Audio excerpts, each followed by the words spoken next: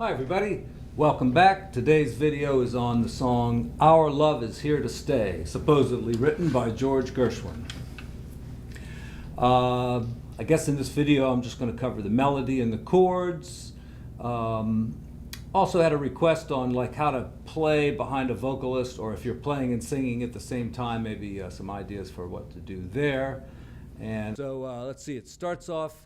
Well, let's talk about an intro. You know, if the song's in F, you can do an intro that goes 1, 6, 2, 5. 1, 6, 2, 5. The only problem with this is it doesn't take you to the first chord of the song, because the first chord of the song is not F. So you have to do something like this. It's very clear your mother's here to stay. Those are not the right words. Not for a year, but ever and a day. When you're singing and then you're going to play the chord, you usually try to avoid the note that the singer is singing. So like, it's very clear. See, I don't put the F on top, because that's the note I'm singing. Or I could put the A on top. It's very clear. And, oh, what's that comedian's name that sang Your Mother's Here to Stay? Oh, he's so funny. I'll think of it later. I'll put it down there in the, if I can find a link to it, I'll put it down there in the description.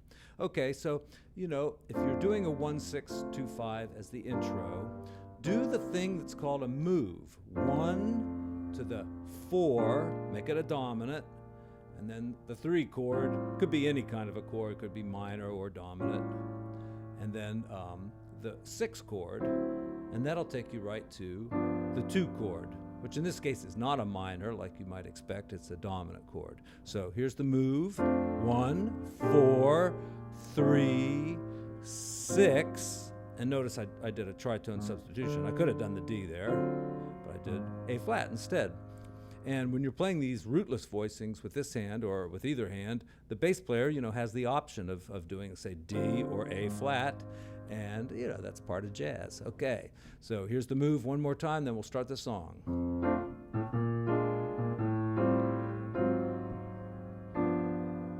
Okay, so there's a nice G7. And if you're doing a, you know, like chords in the right hand and 2 notes to the bar, and the left hand you go root, 5th, and then C 7th, 5th, and then F. And then I like to do the move again here, even though it's not on the chart. It's almost on the chart. F to B flat, and then A minor to D7, and now we're back to the G7 again.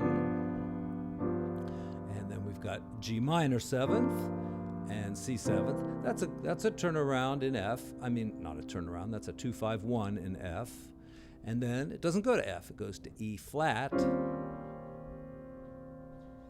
and to D. However, I put E flat and D in the same measure so I could do a 2-5-1 to get to A minor there under the first ending, okay? So we've got A minor. Now, if we're doing 2 to the bar, you don't have time to do the 5th. You got to root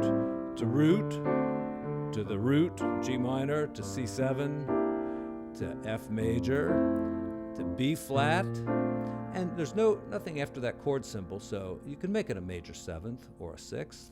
And then we've got E minor 7 flat 5. That's that funny little circle with a line through it. It kind of means half diminished, but you know, a minor 7 flat 5, that's just a different name for the same chord. So E minor 7 flat 5, or if you like, E half diminished.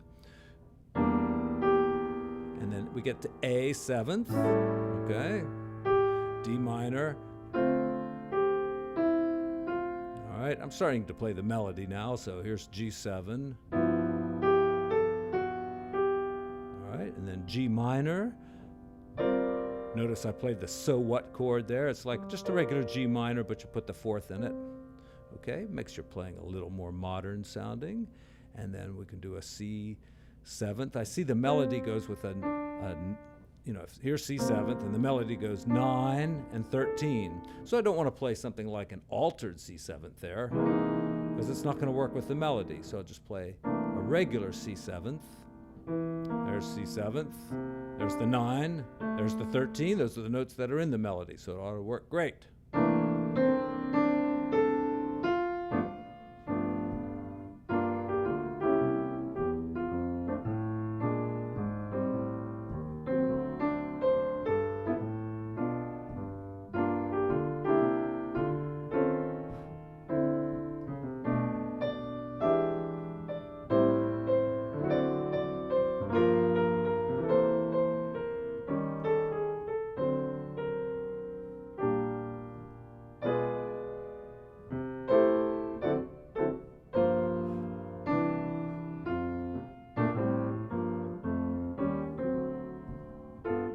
Back to the beginning. Now I notice in the second ending there, wow, it's got some chords I don't do. Let's see. And going to the second ending.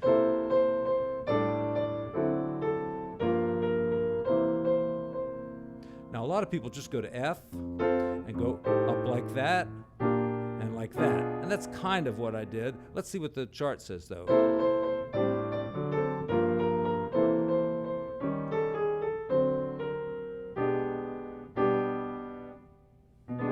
Well, a B diminished there with a B as the melody note. Now that's okay because that's what's called a whole tone extension over the diminished chord. You can do that. You know, I don't hear people play it that way very often.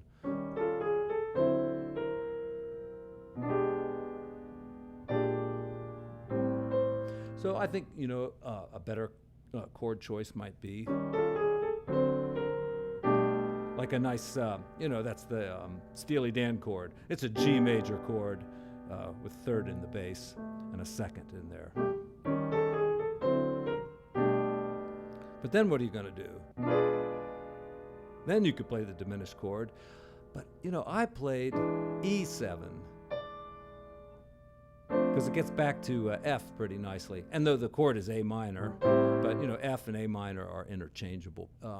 Thing is if you're doing this song, you know, with a bass player or other musicians, you might want to have a chart or, you know, talk about what changes you're going to do there. Or, you know, this is what happens a lot is, you know, you just listen really carefully the first time through and you kind of go with what somebody's doing. You know, somebody's going to put some, the piano player doesn't have to plop the chord down on beat 1, so you can listen and hear what the bass player is going to do and then kind of, you know, follow his lead.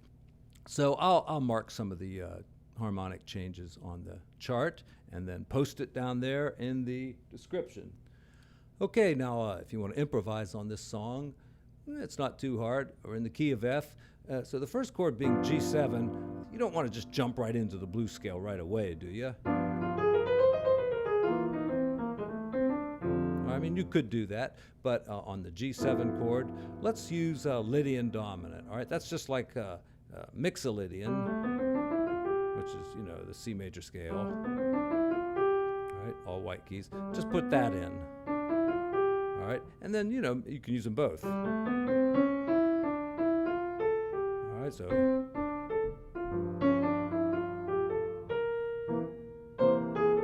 There's a little blues.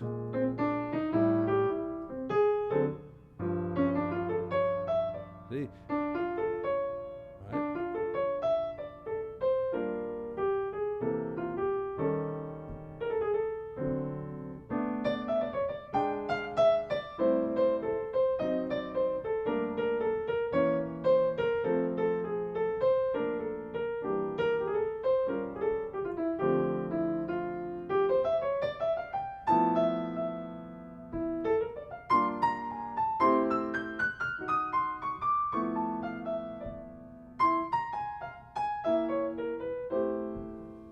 If you're looking for some good open voicings to play, you can just kind of do it like this. All right, there's a nice open voicing. See, it's open because I left a lot of space there. I didn't fill it all in like that. So left some notes out, put the 9 in. The chart says G9, so why not? And then G minor. Okay, now look, if you want to add a 9, you see the 9's right there. And the flat 9 is right there, so try one of those. Even the sharp 9 might work, but I think the flat 9 will be better. And there's an open voicing. Got the sixth down here in the left hand, and then just a triad here. And then we've got a rest, so I'll just play A minor, and then the melody. All right, now this time it's still G9, but the melody's up here. And look at that great voicing. Got all these fourths, and the G down here on the bottom. And then, you know, that's so much like the first line. So maybe on the first line you'll use the regular 9 and go. And then on this one you go like that. Or you could maybe do it the other way around, because I see the E flat 7th is coming up, so it already has that note in it. So let me keep the regular 9 on this one. Let's see. Yeah, I think that gives it a little more color. And here's an E flat 9. Now when you see any 9 or 11 or 13, and you don't know a 9 or 11 or 13, just play E flat 7th, because that's what the chord is. You know, the 9 or 11 or 13 always means that it's the 7 first. You have to have the 7, E flat 7. And that'd be a dominant 7. And then the 9 is here, and the melody note is here. So you might realize that's actually an E flat sharp 11 chord with the 9. And then in that measure, I go to D9. So I have time to play a 2-5-1 going to A minor. And since it's going to a minor key, I want the 2 chord to be a minor 7 flat 5. And the 5 chord, of course, is the dominant. Okay, so. Now, this is just cycle of fifths. Da, da.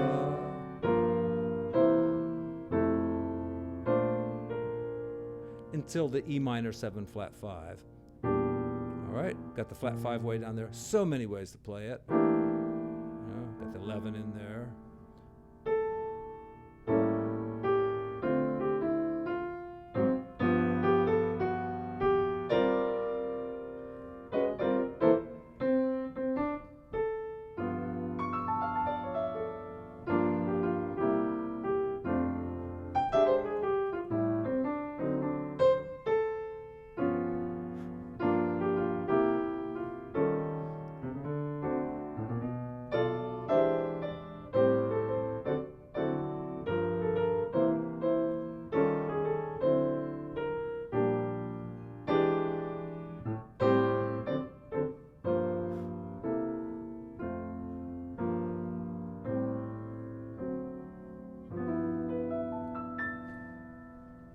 Have fun with it. It's a great song.